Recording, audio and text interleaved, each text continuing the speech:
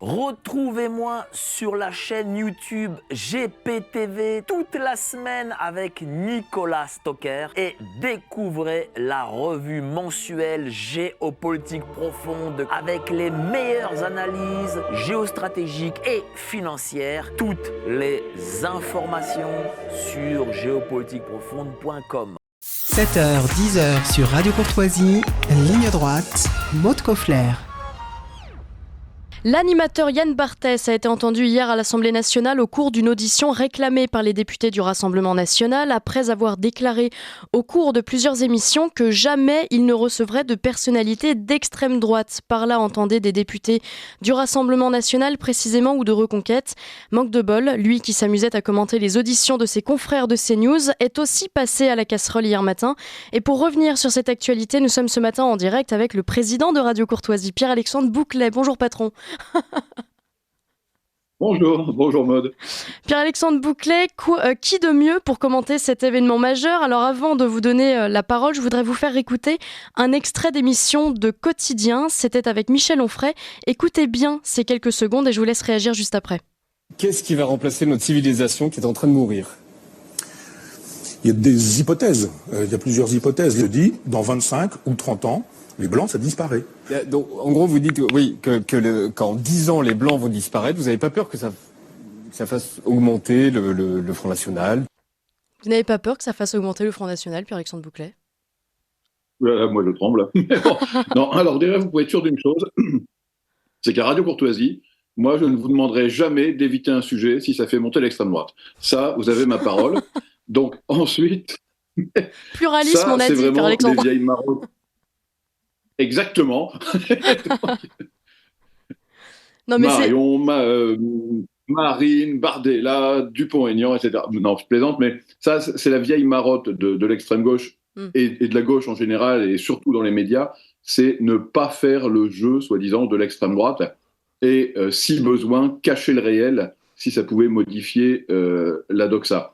Alors, on a déjà eu ça, Yann Barthès n'est pas le premier, il est simplement dans une lignée, dans une cohérence médiatique du mensonge et de l'escamotage, puisqu'on avait déjà Nicolas Chapuis, quand ça a commencé vraiment à dégénérer en France, avec les attentats de Mohamed Merah en 2012.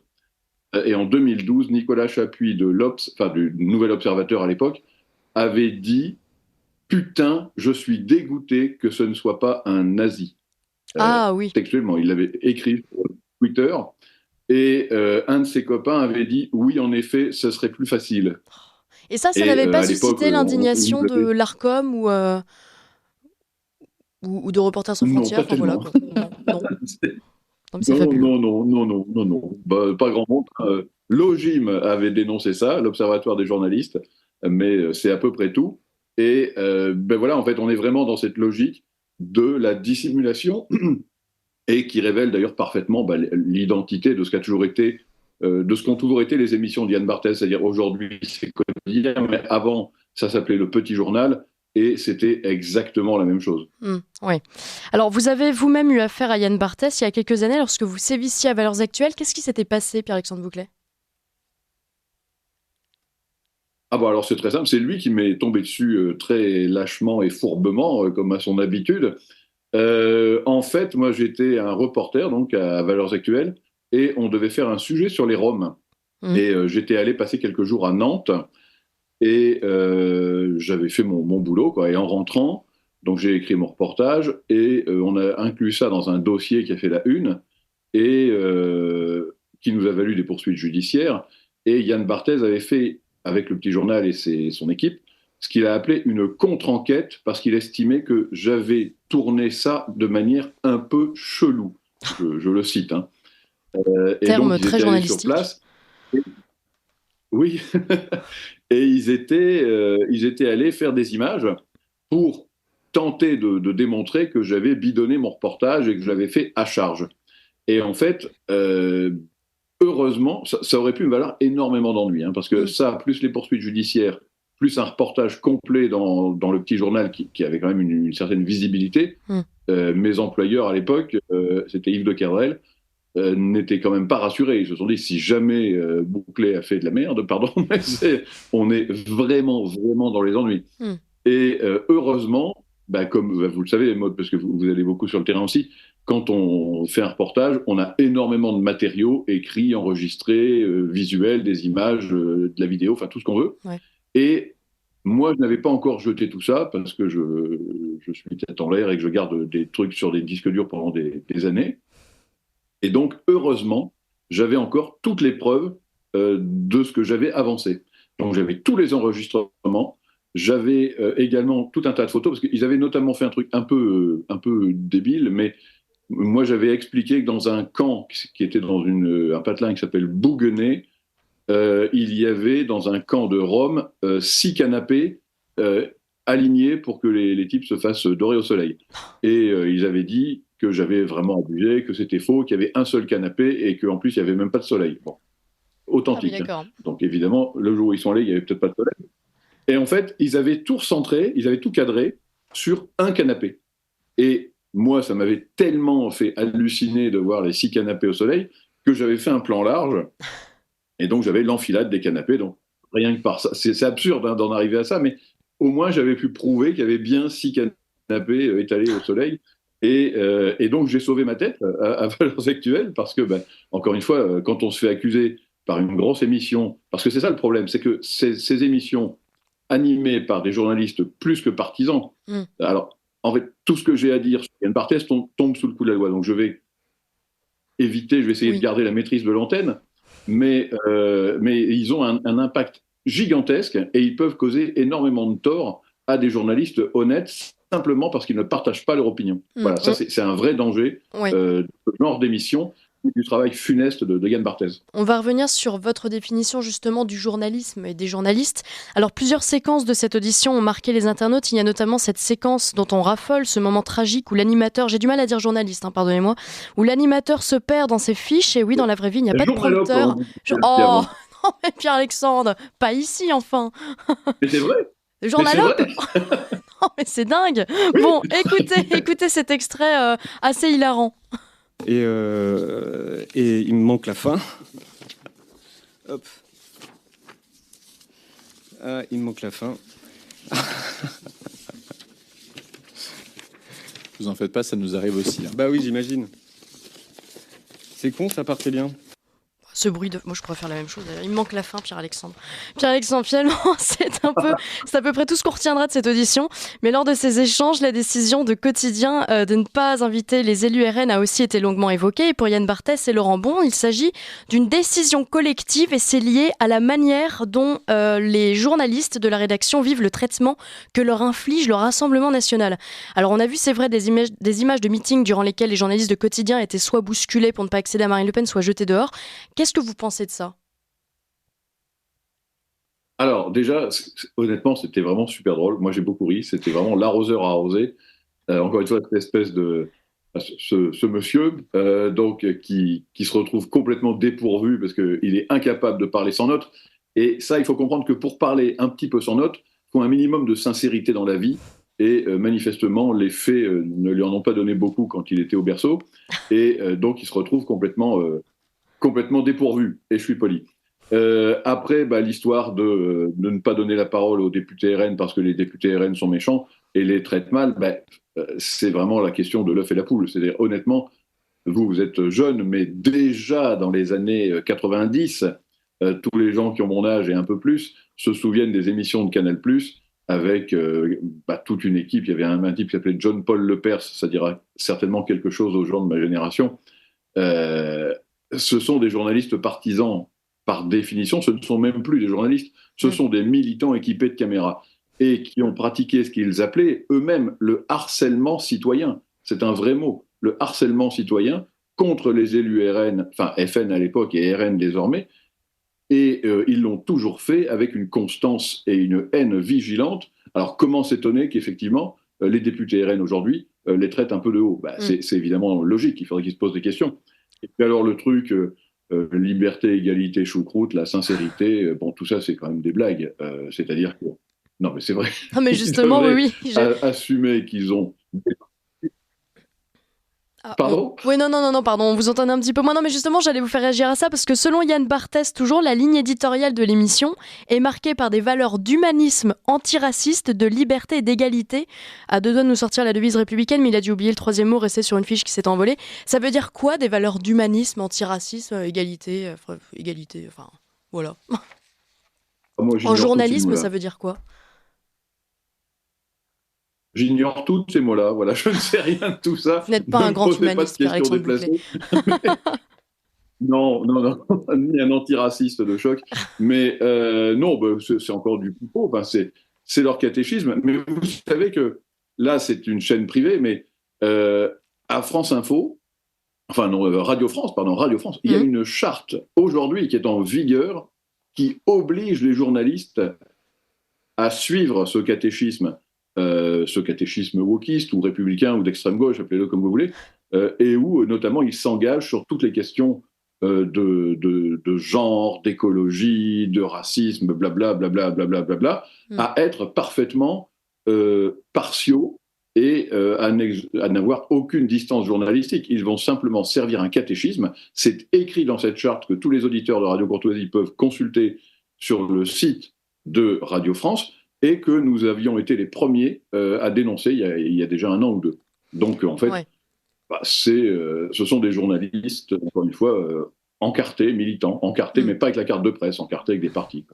Est-ce que c'est un procès Ce qui n'est pas notre cas, parce que précisément, justement, nous... Voilà, oui. J'allais y venir. Est-ce qu'on pourrait faire le même procès à Radio Courtoisie ? Non, mais c'est vrai, on parle de journalistes militants. Alors, écoutez, nous, on a une ligne éditoriale. éditoriale. Allez-y. Oui. Ce matin, vous avez fait un flash info qui était plutôt en faveur de LFI, parce que LFI est le seul parti, malheureusement, je le déplore, qui s'est élevé contre le flicage généralisé. Si c'est vrai, il faut le dire.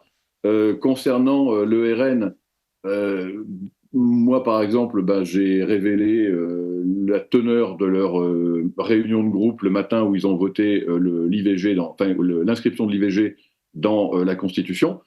Quand c'est vrai, on le dit, et puis c'est tout. Et si c'est notre camp, ça fait mal, mais tant pis, quoi. Voilà. Et accessoirement, d'ailleurs, le RN n'est même pas mon camp, mais on a effectivement une ligne à Radio Courtoisie qui est toutes les droites, tous les talents.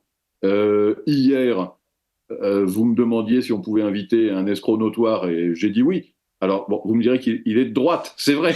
mais nous ne donnerons pas son nom. Non, en fait, tant que les gens sont... Pas encore.